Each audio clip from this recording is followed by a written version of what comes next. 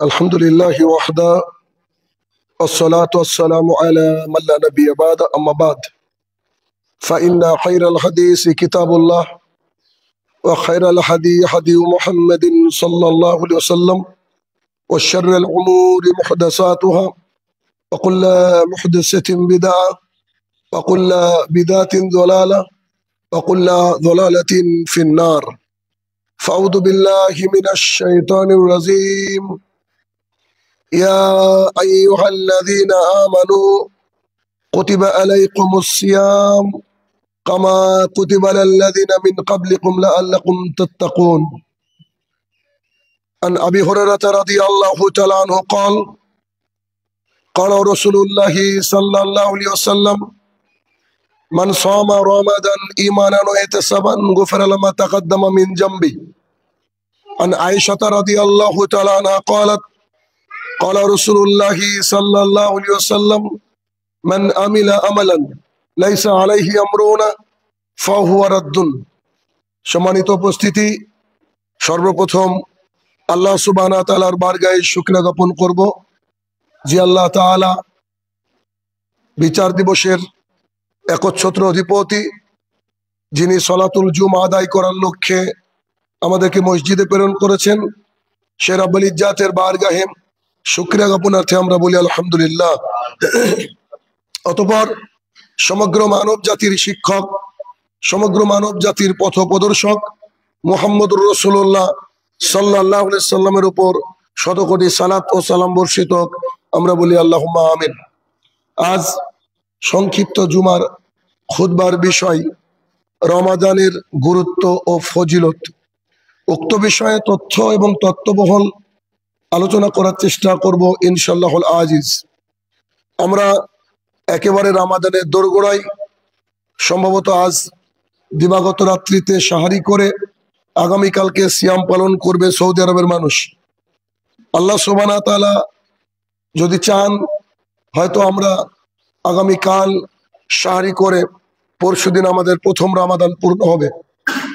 রমাদান কি, রমাদানের গুরুত্ব কি, কেনই বা এত মহামান্বিত এই মাস, এই মাসের সাথে কোরআন এবং সুন্নাহর কতটা সম্পর্ক রয়েছে, একজন মুসলমান দিনদার ইমানদারের কি প্রস্তুতি হবে, যদি আমরা রমাদান মাস সম্পর্কে একটু অবগত হই, বুঝতে পারি, তাহলে আমরা বুঝতে পারবো যে এই মাস কত বড় গুরুত্বপূর্ণ, এর ফজিলত কি অপার এবং অসীম। আল্লাহ সুবহানাহু ওয়া তাআলা কোরআনুল কারীমের সূরা বাকারা সূরা নম্বর 2 আয়াত নম্বর 183 আল্লাহ সুবহানাহু ওয়া তাআলা বলেন, ইয়া আইয়ুহাল্লাযীনা আমানু, হে ঈমানদারগণ, কুতিবা আলাইকুমুস সিয়াম, তোমাদের উপরে রোজাকে, সিয়ামকে ফরজ করা হয়েছে। কামা কুতিবা আলাল্লাযীনা মিন ক্বাবলিকুম, শুধু তোমাদের উপরে নয়, বরং তোমাদের পূর্ববর্তীতে যারা পৃথিবীতে ছিল তাদের উপরে রোজাকে ফরজ করা হয়েছে। লাআল্লাকুম তাত্তাকুন, এই জন্য আমি তোমাদের উপরে রোজাকে ফরজ করেছি যাতে করে তোমরা মুত্তাকি, সংযমী, পরেজগারিতা অর্জন করতে পারো। অত্র আয়াত আমাদেরকে প্রমাণ করে যে সিয়াম, রোজা ফরজ। ফরজ মানে যে বিধানটা পালন করা অত্যাবশ্যকীয়, অর্থাৎ করতেই হবে, না করলে মানুষ গুনাহগার হবে। এই জন্য আল্লাহ সুবহানাহু ওয়া তাআলা যখন এই বিধানের কথা মুহাম্মদ সাল্লাল্লাহু আলাইহি সাল্লামকে দিয়ে গোটা বিশ্ববাসীর কাছে পৌঁছালেন কোরআনের মাধ্যমে, তখন তিনি আমাদেরকে বলে দিলেন যে এই বিধান শুধুমাত্র তোমাদের উপরে নাজিল করা হয়নি বা তোমাদের উপরে ফরজ করা হয়নি, বরং এই বিধানকে ফরজ করা হয়েছিল তোমাদের পূর্ববর্তী যারা ছিল তাদের উপরেও। অর্থাৎ এই সিয়াম, এটা একটা পুরনো ইবাদত, যেটা আল্লাহ রাসূলের জামানায় শুধু ফরজ করা হয়েছে এমনটা নয়, বরং আগের যে নবী রাসূল ছিলেন তাদের উপরও আল্লাহ সুবহানাহু ওয়া তাআলা এই সিয়ামকে, এই রোজাকে ফরজ করেছিলেন। অত্র আয়াত থেকে আমরা এটা বুঝলাম। তাহলে ফরজ ইবাদত মানে যা অত্যাবশ্যকীয়, পালনীয়, যা পালন করতে হবে। অর্থাৎ যারা বালেগ, বালেগা, যাদের বয়স মোটামুটি ভাবে 11 বা মতান্তরে 13 বছর পার হয়েছে, তাদেরকে এই সিয়াম জরুরি ভিত্তিতে করতে হবে। বিশেষ কোনো ওজোর না থাকলে এই সিয়ামকে ছাড়া যাবে না, কারণ এটা হচ্ছে ফরজ বিধান। যেমন 5 ওয়াক্ত সালাত প্রতিদিনের জন্য ফরজ, জাকাত যার অর্থ নিসাব পরিমাণ হবে তার জন্য ফরজ, রামাদানের সিয়াম ঠিক একইভাবে তার উপরে ফরজ। যেমন করে আমরা যদি বাইতুল্লাহর তোয়াফ করতে চাই, হজ করতে চাই, তো তারও একটা নিসাব রয়েছে, একটা আর্থিক সচ্ছলতা রয়েছে। ঠিক তেমনি রামাদানের এই যে সিয়াম, এটা সবারই উপরে ফরজ, যারা বালিগ বালিগা। আচ্ছা, অত্র হাদিস অত্র কোরআনের আয়াত থেকে আমরা এটা বুঝলাম।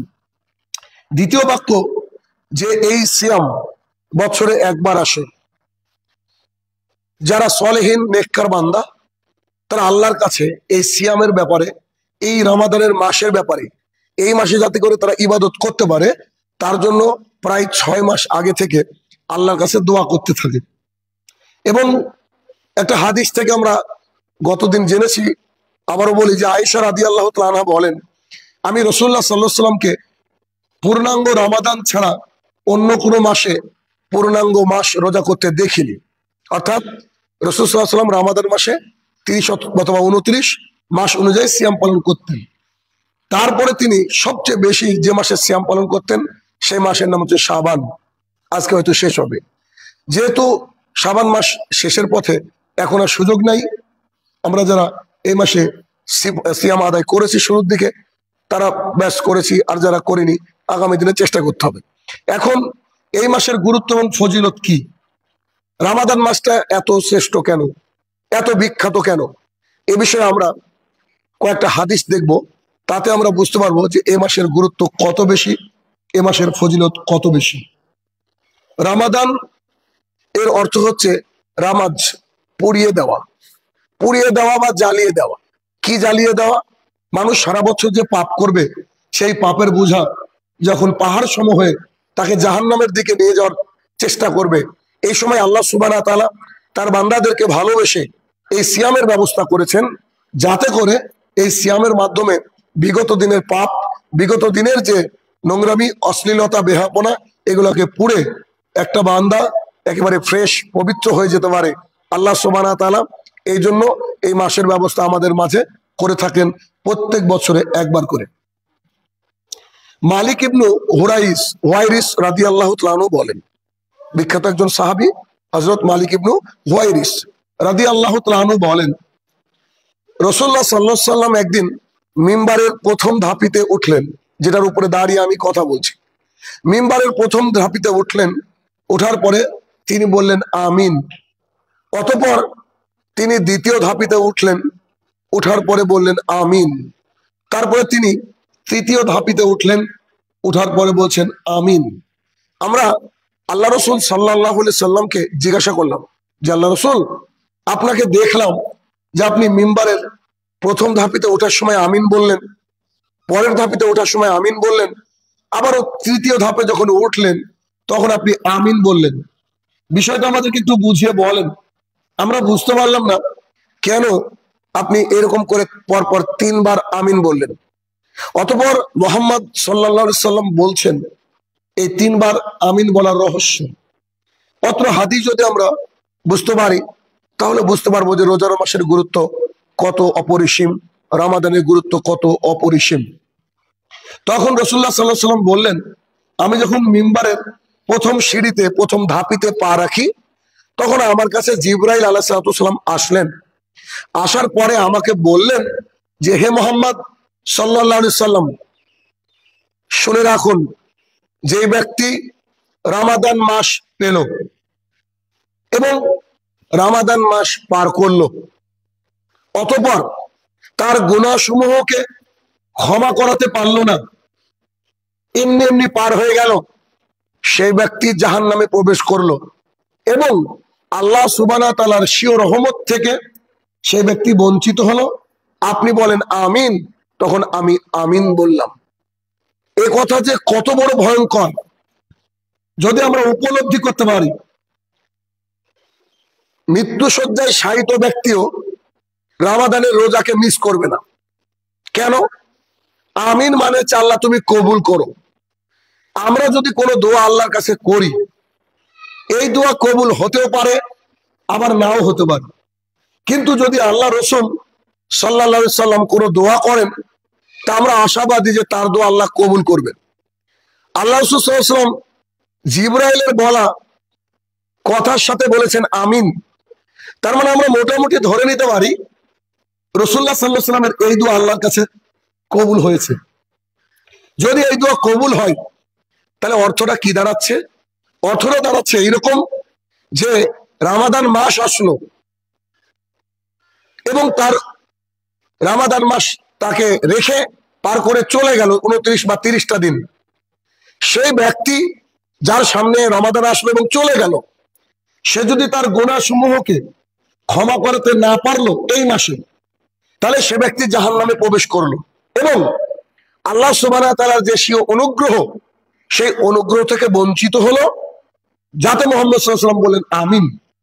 সোজা বাংলা ভাষায় কথা হচ্ছে এইটা, কেউ যদি রমাদান মাস পাওয়ার পর সিয়াম না করে, রোজা না করে, অশ্লীলতা থেকে দূরে না থাকে, মিথ্যা কথা বলা থেকে দূরে না থাকে, আল্লাহর ইতাআত করার জন্য যদি প্রস্তুতি না গ্রহণ করে, যেমন করে 11 মাস হারামের সাথে সম্পৃক্ততা রাখে, এ মাসেও হারামের সাথে সম্পৃক্ততা রাখে, তাহলে সেই ব্যক্তির থাকার জায়গা জাহান্নাম।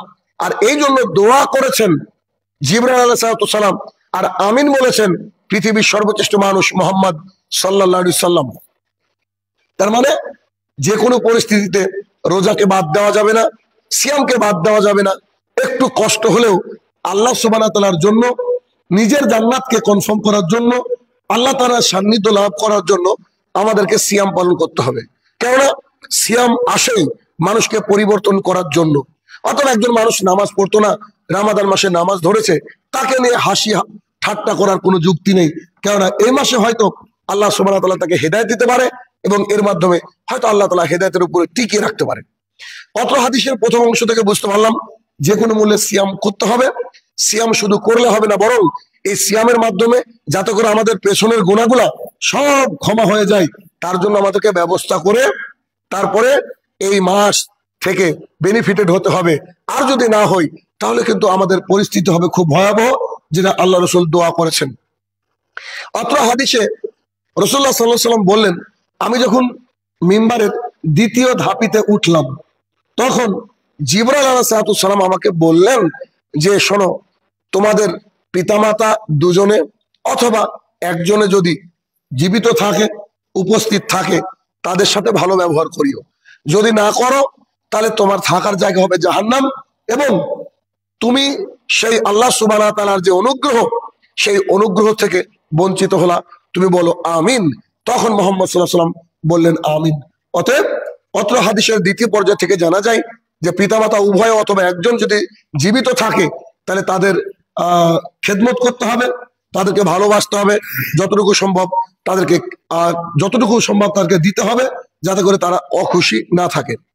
অত্র হাদিসের 3 নম্বর পর্যায়ে রাসূলুল্লাহ সাল্লাল্লাহু আলাইহি ওয়াসাল্লাম বলছেন, আমি যখন 3 নম্বর সিঁড়িতে 3 নম্বর ধাপিতে পা দিই, তখন জিবরাইল আলাইহিস সালাম আমাকে বললেন, হে নবী মুহাম্মদ সাল্লাল্লাহু আলাইহি ওয়াসাল্লাম, আপনি বলুন আমার সাথে, যে ব্যক্তি আপনার আলোচনা শুনলো, আপনার নাম শুনলো, তারপরেও আপনার উপরে দরুদ পড়লো না, সে ব্যক্তির থাকার জায়গা জাহান্নাম এবং সে ব্যক্তি আল্লাহ সুবহানাহু ওয়া তাআলার স্বীয় অনুগ্রহ হতে বঞ্চিত হলো। তখন আমি বললাম আমিন। এই জন্যই যখন মুহাম্মদ সাল্লাল্লাহু আলাইহি সাল্লাম, এই মুহাম্মদ এই নামটা আসবে, সবাই অন্তত পক্ষে এইটুকু বলতে হবে সাল্লাল্লাহু আলাইহি ওয়াসাল্লাম। দেখেন, একটা সামান্য জিনিস বলে মনে হতে পারে মানুষের, আর এটা দেখবেন প্রায় মানুষের মধ্যে ঘটে থাকে যারা দ্বীন ইসলাম বুঝে না। এই জন্য যখনই মুহাম্মদ শুনবেন তখন কি বলতে হবে? সাল্লাল্লাহু আলাইহি ওয়াসাল্লাম।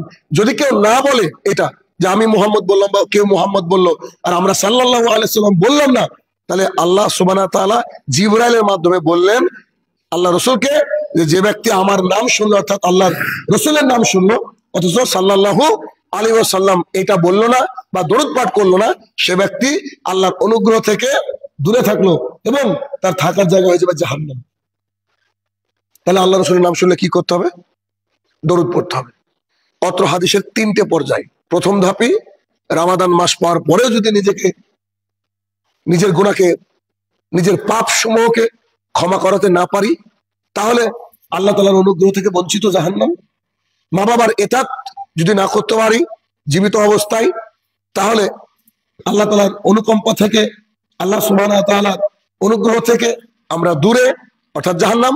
আর তৃতীয় পর্যায়ে রাসূল সাল্লাল্লাহু আলাইহি ওয়াসাল্লাম বললেন যে আমার নাম শোনার পরে যে সাল্লাল্লাহু আলাইহি ওয়াসাল্লাম অর্থাৎ দরুদ পড়লো না, তার থাকার জায়গা জাহান্নাম। অত হাদিস থেকে বুঝতে পারলাম যে রমাদান মাসের সিয়াম, রমাদান মাসের রোজা যে কোনো মূল্যে করতে হবে। এটা খুবই গুরুত্বপূর্ণ এবং ফজিলতপূর্ণ মাস, রহমত বরকত নাজাতের মাস। এই মাসে আমাদেরকে অবশ্যই সিয়াম পালনের দিকে ধ্যান দিতে হবে।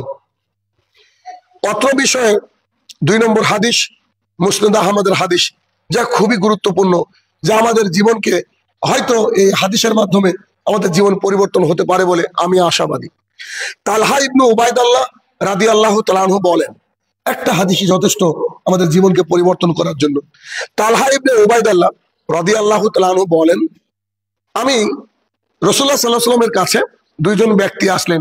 2 ভাই হচ্ছে মুজাহিদ, অর্থাৎ 2 ভাই হচ্ছে আল্লাহ সুবহানাহু ওয়া তাআলার জন্য লড়ার মানুষ, লড়াকু বান্দা। একজন অপরজনের চেয়ে শক্তিশালী মুজাহিদ, আল্লাহর রাস্তায় জীবন দেওয়ার জন্য 2 ভাই প্রস্তুত। রাসূলুল্লাহ সাল্লাল্লাহু আলাইহি ওয়াসাল্লামের কাছে আসলেন।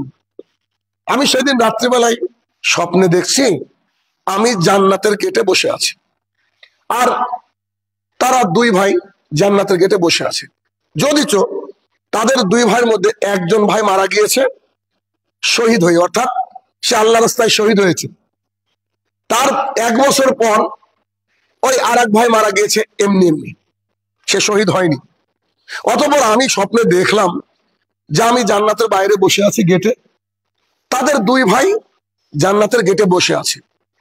জান্নাতের মধ্য থেকে একজন ব্যক্তি আসলো, আসার পরে তাদের 2 ভাইয়ের মধ্যে যে ভাইটা পরে মারা গিয়েছে, এমনি অবস্থায় স্বাভাবিক অবস্থায় মারা গিয়েছে, তাকে জান্নাতের ওই ব্যক্তি দেখে জান্নাতে প্রবেশ করালো।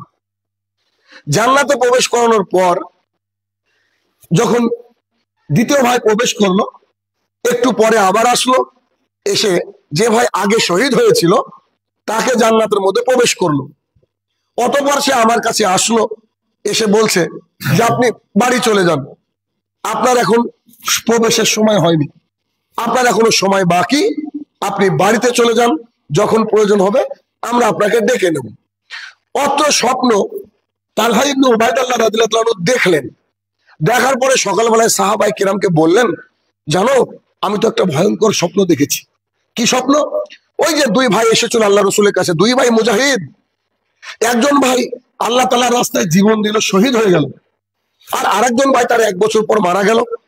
আমি জান্নাতের গেটে বসে আছি, এমন অবস্থায় দেখছি জান্নাতে প্রথমে প্রবেশ করবে বলে আমি মনে করতাম তার বড় ভাই যে শহীদ, কারণ শহীদের মর্যাদা অনেক বেশি। তাহলে ওই ভাইকে না ডেকে পরবর্তী ভাই যে স্বাভাবিক অবস্থা মারা গিয়েছে তাকে ডাকলো। লোকজন হা করে তাকে শুনতে লাগলো। আরে আশ্চর্য কথা তো, যে শহীদ সে তো আগে জান্নাতে যাবে, কিন্তু যে শহীদ না সে আগে জান্নাতে যায় কি করে? তো তিনি বলছেন আমি অবাক হয়ে গেলাম, পরের ভাইকে কেন ডাকলো? ডাকার পরে তাকে নিয়ে গেল জান্নাতের মধ্যে। অতঃপর এসে যে ভাই প্রথমে শহীদ হয়েছিল তাকে ডেকে নিয়ে গেল। যাওয়ার পরে আবার ফিরে এসে আমাকে বললেন যে আপনি চলে যান, আপনার এখন সময় হয়নি, যখন সময় হবে তখন আপনাকে আমরা ডেকে নেব। পত্র বিষয় বর্ণনা শোনার পর সাহাবায়ে কেরাম অবাক হয়ে গেলেন। কি এমন ঘটনা ঘটেছিল যে 2 ভাই যে শহীদ হয়েছে, আমরা জানি শহীদ ব্যক্তি জান্নাতি এবং সে আগে জান্নাতি, অথচ স্বাভাবিক অবস্থায় তার ভাই মারা গেল, তাকে জান্নাতে স্পেশাল ভাবে আগে ডাকা হলো, এর পিছনে কারণ কি? তখন তারা একে অপরের সাথে কথা বলতে লাগলো এবং অবাক হতে লাগলো। অতঃপর সবাই মিলে মুহাম্মদ সাল্লাল্লাহু আলাইহি ওয়াসাল্লামের কাছে গেলেন। যাওয়ার পরে বলছে, আল্লাহ রাসূল সাল্লাল্লাহু আলাইহি ওয়াসাল্লাম, বলছিলাম যে আমি এই স্বপ্ন দেখেছি। তখন আল্লাহ রাসূল সাল্লাল্লাহু আলাইহি ওয়াসাল্লাম বলেন যে এতে অবাক হওয়ার কি আছে, বিস্মিত হওয়ার কি আছে? তো তিনি বললেন, অবাক হওয়ারই তো কথা, যে শহীদ হয়েছে সে যাবে আগে জান্নাতে, অথচ দেখলাম তার পরবর্তী ভাই জান্নাতে গেল। বিষয়টা আমরা বুঝতে পারলাম না, আর আমাকে ওখান থেকে তাড়িয়ে দেওয়া হলো, আমাকে ওখান থেকে চলে যেতে বলা হলো, এর বিষয় কারণ কি? তখন তিনি বললেন যে শোনো, যেই ব্যক্তি পরে মারা গিয়েছে সেই ব্যক্তি কি 1 বছর পরে মারা গিয়েছে? তো সাহাবায়ে কেরাম বলছে, জি আল্লাহ রাসূল সাল্লাল্লাহু আলাইহি ওয়াসাল্লাম, হ্যাঁ তিনি তো 1 বছর পরে মারা গিয়েছেন। তিনি কি একটা রমাদান পেয়েছিলেন ওই ভাইয়ের চেয়ে, শহীদ ভাইয়ের চেয়ে? হ্যাঁ, তিনি তো একটা রমাদান পেয়েছিলেন, তো তিনি 1 বছর যে সিয়াম পালন করলেন, 1 বছর যে ইবাদত করলেন, আর রমাদান মাসে যে সিয়াম পালন করলেন, আবার লাইলাতুল কদরও পেলেন, তাহলে সেই ভাই কি আগে যাওয়ার যোগ্য নয়? তখন সাহাবায়ে কেরাম অবাক হয়ে গেলেন। কত সুন্দর কথা, কত সুন্দর যুক্তি। তাহলে যে আমাদের যে আগে যারা চলে গেছে তাদের চেয়ে কত বড় সৌভাগ্য যারা এই রামাদান পাবে। কেননা রামাদান মাসের এত গুরুত্ব, একজন শহীদ ব্যক্তিকে পরে ডাকা হচ্ছে, অবস্থায় মারা গিয়েছে, স্বাভাবিক অবস্থায় মারা গিয়েছে, তাকে ডাকা হচ্ছে আগে। কেন? তার অ্যাকাউন্টে একটা রামাদান মাস ছিল। তাহলে রামাদান মাসের গুরুত্ব কত অপরিসীম। এই জন্যই সাহাবায়ে কেরাম, সলফে সালেহিন, আইমায়ে মুজতাহিদিন যারা দ্বীন ইসলাম বুঝেন, তারা কিন্তু বহু পূর্বে থেকে এই রামাদান মাস পাবো এই আকাঙ্ক্ষা বুকে নিয়ে আল্লাহর কাছে দিন রাত প্রার্থনা করতেন, দোয়া করতেন যে আল্লাহ আমাদেরকে রামাদান মাস অব্দি পৌঁছে দাও। তাহলে রামাদানের গুরুত্ব যদি আমরা বুঝতে পারি, তবেই এ বিষয়ে আমাদের অন্তরটা উন্মুক্ত হবে, তবে আমরা আল্লাহ তাআলার কাছে দোয়া করব। আবু হুরায়রা রাদিয়াল্লাহু তাআলা আনহু বলেন, রাসূল সাল্লাল্লাহু আলাইহি সাল্লাম বলেছেন, ইদা দাখালা রামাদান ফুতিহাত আবওয়াবাস সামা, যখন রমাজান মাস আসে তখন আল্লাহ সুবহানাহু ওয়া তাআলা আকাশের দরজাগুলি, রহমতের দরজাগুলি, জান্নাতের দরজাগুলি খুলে দেন। অত্র বিষয়ে একই রকম 3টি হাদিস আছে। একবার বলা হচ্ছে আবওয়াবাস সামা, আবওয়াবা রহমা, আবওয়াবা জান্নাহ। 3টে হাদিসকে একসাথে করে বলার চেষ্টা করছি যে রাসূলুল্লাহ সাল্লাল্লাহু আলাইহি ওয়াসাল্লাম বলেছেন, যখন রমাদান মাস আসে তখন আল্লাহ সুবহানাহু ওয়া তাআলা আকাশের দরজা খুলে দেন, জান্নাতের দরজা খুলে দেন। অতঃপর তিনি বলেন যে আল্লাহ সুবহানাহু ওয়া তাআলা এই মাসে জাহান্নামের দরজাকে বন্ধ করে দেন। জাহান্নামের দরজাকে আল্লাহ সুবহানাহু ওয়া তাআলা বন্ধ করে দেন। বন্ধ করে দেওয়ার পর এই মাসে বহু জাহান্নামীকে আল্লাহ তাআলা ছাড়া দেন, বহু জাহান্নামীকে আল্লাহ তাআলা মুক্ত করে জান্নাতের মধ্যে দাখিল করান। অত হাদিস থেকে বুঝতে পারি রমাদান একটা নাজাতের মাস, রমাদান একটা স্বাধীনতার মাস। যারা জাহান্নামের আগুনে জ্বলে, আল্লাহ সুবহানাহু ওয়া তাআলা তাদের অনেককেই তার ইচ্ছা, তার রহমত, তার অনুগ্রহ, তার অনুকম্পার মাধ্যমে আল্লাহ সুবহানাহু ওয়া তাআলা অনেক মানুষকে জাহান্নাম থেকে বের করে দেন। হে আমার প্রতিপালক, আমাদের যারা আত্মীয় স্বজন মারা গিয়েছে, জানি না কি হালে রয়েছে, তারা যদি ক্ষমার যোগ্য হয় এই রমাদানে তাদেরকে জাহান্নাম থেকে মুক্তি দান করো, আল্লাহুম্মা আমিন। আলহামদুলিল্লাহি ওয়াহদা ওয়াসসালাতু ওয়াসসালামু আলা মান লা নাবিয়্যা বাদা, আম্মা বাদ। আলোচনা হচ্ছে রমাদান মাসের গুরুত্ব ও ফজিলত। আবু হুরায়রা রাদিয়াল্লাহু তাআলা আনহু বলেন, রাসূল সাল্লাল্লাহু আলাইহি সাল্লাম বলেছেন, যখন রমাদান মাস আসে আল্লাহ সুবহানাহু ওয়া তাআলা তার রহমতের দরজা সমূহ খুলে দেন এবং রমাদানের প্রথম দিন আল্লাহ তাআলা শয়তানকে শৃঙ্খলাবদ্ধ করেন, শিকল দিয়ে বেঁধে দেন। কেন? যাতে করে তার বান্দারা ইবাদতের ক্ষেত্রে গাফেল না হয়, যাতে করে তার বান্দারা ইবাদত করে পেছনের গুনাহকে ক্ষমা করিয়ে আল্লাহ তাআলার জান্নাত নিতে পারে।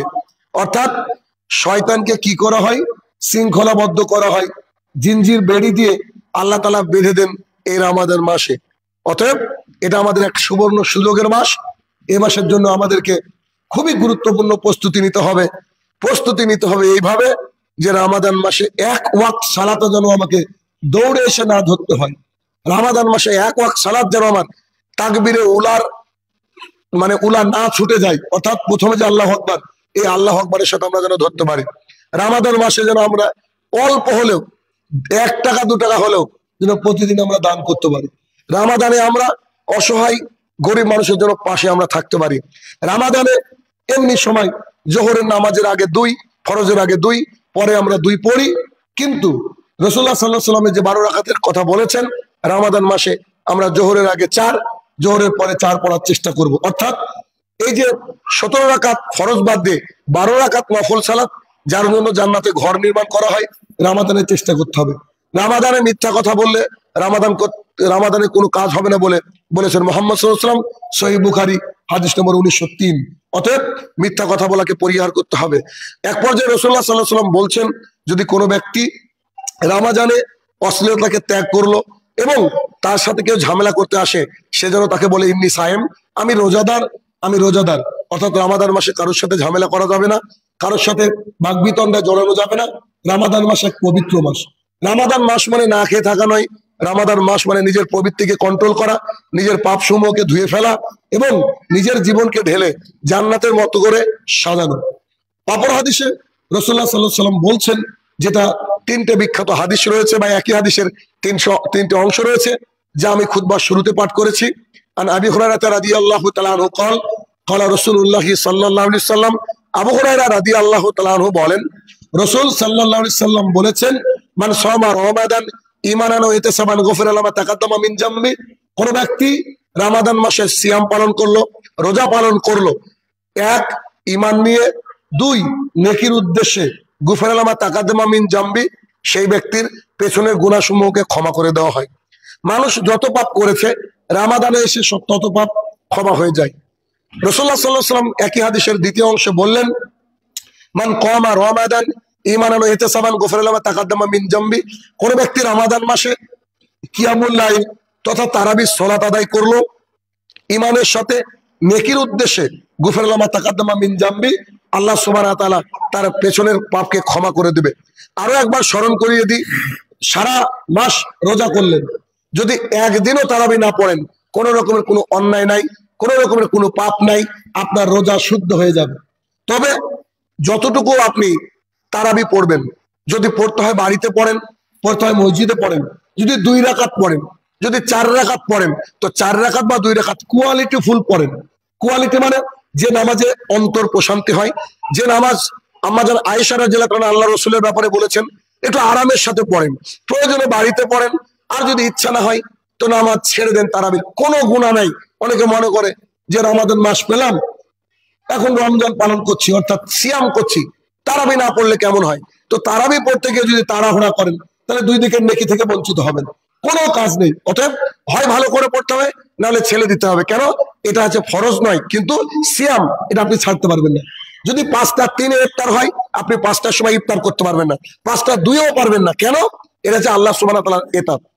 অপর একই হাদিসের অপর অংশে রাসূলুল্লাহ সাল্লাল্লাহু আলাইহি ওয়াসাল্লাম বলছেন, ওমান কামা লাইলাতুল কদরি ঈমানান ওয়া ইহতিসাবান গুফিরা লাহু মা তাকাদ্দামা মিন জামবি। যে ব্যক্তি রমাদান মাসে লাইলাতুল কদরকে তালাশ করে, সেই ব্যক্তির গুনাহসমূহকে আল্লাহ সুবহানাহু ওয়া তাআলা ক্ষমা করে দেন। একই হাদিসের 3টে পর্যায় থেকে জানলাম, সিয়াম, কিয়াম, অর্থাৎ সিয়াম, কিয়াম মানে হচ্ছে তারাবি যেটাকে বলি, বা তাহাজ্জুদ, কিয়ামুল লাইল, এবং শেষ দশকের রাত্রি জাগরণের একটা রাত্রি। এই 3টার মাধ্যমে পেছনের গুনাহসমূহ আল্লাহ সুবহানাহু ওয়া তাআলা ক্ষমা করে দেন। অতএব আমাদেরকে চেষ্টা করতে হবে, পরিপূর্ণ এফোর্ট নিয়ে, পরিপূর্ণ চেষ্টা নিয়ে, যাতে করে আমরা রমাদানের পূর্ণাঙ্গ সিয়াম পালন করতে পারি। কেননা এর চেয়ে গুরুত্বপূর্ণ আর কি হতে পারে? রমাদান কেন এত গুরুত্বপূর্ণ? আল্লাহ সুবহানাহু ওয়া তাআলা যে 12টা মাস আমাদের জন্য দিয়েছেন, তার মধ্যে সর্বশ্রেষ্ঠ মাস হচ্ছে রমাদান। কেন? আল্লাহ সুবহানাহু ওয়া তাআলা এই মাসে কোরআন নাজিল করেছেন। বিশ্ব রহমত, বিশ্ব জাতির জন্য যে রহমত স্বরূপ যে কিতাব, যে কিতাব কিয়ামত পর্যন্ত পরিবর্তন হবে না, যে কিতাব পাহাড়ের উপরে নাজিল হলে পাহাড় ভেঙে চৌচির হয়ে যেত, সেই কিতাব নাজিলের মাস হচ্ছে রমাদান মাস। অতএব এর গুরুত্ব অপরিসীম। রমাদান মাস এত গুরুত্বপূর্ণ কেন? এই রমাদান মাসের শেষের দিকে রয়েছে লাইলাতুল কদর। ইন্না আনজালনাহু ফি লাইলাতুল কদর ওয়া মা আদরাকা মা লাইলাতুল কদর লাইলাতুল কদরি খায়রুম মিন আলফি শাহর। লাইলাতুল কদর যদি একটা রাত পাওয়া যায়, আলফি শাহর, 1000 মাসের চেয়ে উত্তম। অর্থাৎ প্রায় 83 বছর 4 মাস এক নাগাড়ে টানা ইবাদত করে যত নেকি পাওয়া যায়, এই একটা রাত জাগলে আল্লাহ সুবহানাহু ওয়া তাআলা তার চেয়ে বেশি নেকি দিয়ে দেবে। যদিও বারবার বলা হয়, তবু আপনারা মানে এখানে আসার চেষ্টা করেন না, রাত্রি জাগার চেষ্টা করেন না। মারা গেলে যদি আল্লাহর কাছে কিয়ামত পর্যন্ত কাঁদেন, এই রাত্রি কিন্তু আমাদেরকে আল্লাহ তাআলা দিবেন না। অতএব এবার গত রমাদানে যে ভুলগুলা করেছেন, গত রমাদানে যে ইবাদতগুলা করতে পারেননি, গত রমাদানে যে ভুল ভ্রান্তিগুলো ছিল, এই রমাদানে শুধরে নিতে হবে। এখন থেকে প্রস্তুতি নিতে হবে, এখন থেকে রেডি হতে হবে যে ইনশাআল্লাহ আমি আল্লাহর রাস্তায় প্রয়োজনে জীবন দিয়ে দেবো, কিন্তু সিয়াম ছাড়বো না। আমি আল্লাহর রাস্তায় প্রয়োজনে জীবন দিয়ে দেবো, তবে মানুষকে আমি ভালোবাসা ছাড়বো না। অতএব এই মাসের যে গুরুত্ব, এই মাসের যে ফজিলত, এটা আমাদেরকে মানে রন্ধে রন্ধে নিতে হবে, প্রত্যেকটা পদে পদে নিতে হবে। কেননা এমন মানুষ আমাদের সামনে দিয়ে চলে গেছে যারা এই গত রমাদানে ছিল, এবার নাই। চিন্তা করেন, বা আগের রমাদানে ছিল, এবার নাই। আমরাও যে রমাদান পাবো কিনা এর কোনো গ্যারান্টি নাই। তারপরে যদি আল্লাহ তাআলা আমাদের ভাগ্যে জুটাই, পরের রমাদান অব্দি আমরা পৌঁছাবো কিনা তার কোনো হিসাব নাই।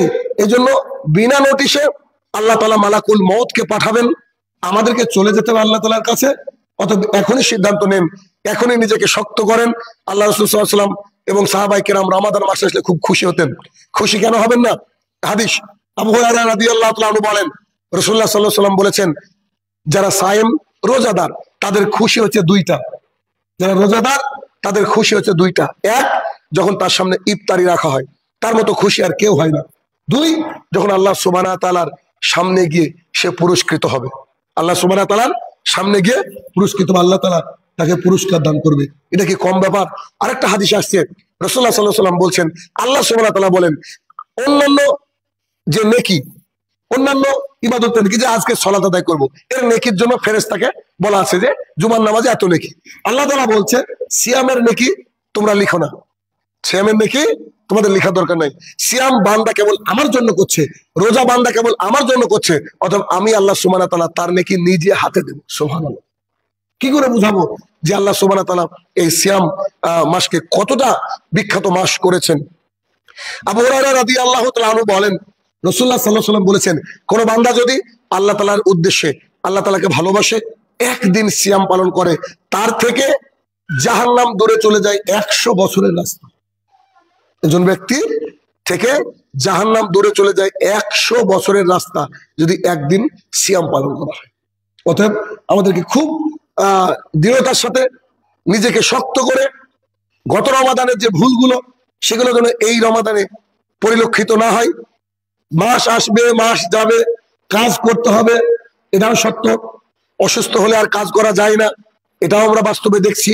কিন্তু এই রমাদান যদি একবার চলে যায়, এটা আমাদের জীবন থেকে আসবে না, আর এই বেনিফিট আমরা পাবো না। রাসূলুল্লাহ সাল্লাল্লাহু আলাইহি ওয়াসাল্লাম বলছেন, জিবরাইল আলাইহিস সালাম রমাদানের প্রত্যেক রাত্রিবেলা আমার কাছে আসতেন, আমাকে একবার করে কোরআন শোনাতেন। আর রাসূলুল্লাহ সাল্লাল্লাহু আলাইহি ওয়াসাল্লামের সাহাবায়ে কেরাম বলছেন, যখনই জিবরাইলকে আসতে দেখতাম আল্লাহ রাসূলের কাছে, তখন তিনি এত দ্রুত, মানে যেমন করে উত্তরে হাওয়া বয়, মানে শ শ করে উত্তরে হাওয়া বয়, তার চেয়ে দ্রুত গতিতে তিনি দান করতেন। তিনি এত বেশি দানশীল ছিলেন। তাহলে আল্লাহ রাসূল এই মাসে বেশি বেশি দান করতেন। এই মাসে নফল ইবাদত বেশি বেশি করার চেষ্টা করবেন। দান সাদাকা 2 টাকা দেন, আল্লাহ আপনার অন্তর দেখছে, আপনি 2 টাকা দেন, কিন্তু প্রতিদিন কোথাও না কোথাও দেওয়ার চেষ্টা করেন। আপনার একজন পরিবারে, আপনার আত্মীয় অথবা পাড়া প্রতিবেশী একটু খোঁজ নেন, যার বাড়িতে একটু খেজুর নাই, ভালো মানের তো দূরের কথা, ভালো মানের তো দূরের কথা, যার বাড়িতে খেজুর নাই, তার বাড়িতে একটা প্যাকেট খেজুর আপনি দিয়ে আসেন, দেখেন নেকিতে ভরপুর হয়ে যাবে। আল্লাহ তাআলা আপনার নিয়তের উপরে এগুলোকে কবুল করবে। যদিও রমাদানের অনেক মাসলা মাসাইল ছিল, আমি দীর্ঘদিন না থাকায় আলোচনা হয়তো করতে পারিনি। প্রত্যেক রমাদান মানে এতে জুমার দিনে একটু একটু করে আলোচনা করবো ইনশাল্লাহ। তাহলে আপনারা একেবারে প্রস্তুতি নিয়ে নেন। আমাদের এখনই প্রস্তুতি নেওয়া উচিত যে রমাদানকে আমরা গত রমাদানের চেয়ে আরো উন্নততর অনুমাদান করব। গত রমাদানের চেয়ে ভালো খেজুর খাবো এটা নয়, ভালো আমরা পানীয় পান করবো এটা নয়, কিন্তু আমাদের যেন আত্মিক উন্নতি হয়। আমাদের আশেপাশে কত দৃশ্য আমরা প্রতিদিন দেখি, কত মানুষকে আমরা চলে যেতে দেখেছি, কত মানুষকে অসহায় হয়ে যেতে দেখেছি, কত মানুষ মানুষের দরবারে চেয়ে চেয়ে খায়, এমন মানুষকে দেখা যায়। কিন্তু আল্লাহ সুবহানাহু ওয়া তাআলা আপনাকে আমাকে যে কত ভালো রেখেছে, এই হিসাব আমরা কল্পনাও করতে পারি না, কল্পনা করতে পারি না। এই জন্য আল্লাহ সুবহানাহু ওয়া তাআলা সান্নিধ্য লাভ করার জন্য, মুত্তাকিন পরেজগার হওয়ার জন্য, সংযত হওয়ার জন্য, নিজেকে শুধরে নেওয়ার জন্য, পাপকে ক্ষমা করার মাধ্যম হিসাবে রমাদান আসে। রমাদান আমাদের অনেক বড় মেহমান। অতএব এই রমাদানের আমরা চেষ্টা করব ভালো করে কদর করার, রমাদানে বেনিফিটেড হওয়ার, এবং এইখান থেকে যেন আমরা উপকার লাভ করতে পারি। হে আমার প্রতিপালক, আমাদের সবাইকে রমাদান অবধি ভালো করে পৌঁছে দাও, আল্লাহুম্মা আমিন। এবং রমাদানের মাসকে যেন সাহাবায়ে কেরামের মতো পালন করতে পারি, আল্লাহ তুমি সেই তৌফিক আদা করো, আল্লাহুম্মা আমিন। হে আমার প্রতিপালক, যারা আমাদের একটু দোয়ার আশায় কবরের মধ্যে চেয়ে আছে মাবুদ, তাদেরকে তুমি যদি ক্ষমার যোগ্য হয় তাদেরকে তুমি ক্ষমা দান করো, আল্লাহুম্মা আমিন। হে আমার প্রতিপালক, যারা অসুস্থতা রয়েছে মাবুদ, এই রমাদানে, রমাদানকে কেন্দ্র করে তোমার বিশেষ নিয়ামতের মাধ্যমে তাদেরকে পূর্ণাঙ্গ সুস্থতা দান করো, যাতে করে তারা রামাদানের সমস্ত সিয়াম পালন করতে পারে। আল্লাহ তুমি সেই তৌফিক আদা করো, আল্লাহুম্মা আমিন। হে আমার প্রতিপালক, আমরা যারা খারাপ অভ্যাসের মধ্যে জর্জরিত ছিলাম মাবুদ, গতদিন পর্যন্ত এই রামাদানের সমস্ত বিষয় যেন ত্যাগ করে আমরা যেন কোরআন এবং সুন্নাহর পথে চলতে পারি, আল্লাহ তুমি সেই তৌফিক আদা করো, আল্লাহুম্মা আমিন। হে আমার প্রতিপালক, আমরা যেন এই রামাদানের মেহমানি পরিপূর্ণভাবে আদায় করতে পারি, আল্লাহ তুমি সেই তৌফিক আদা করো, আল্লাহুম্মা আমিন।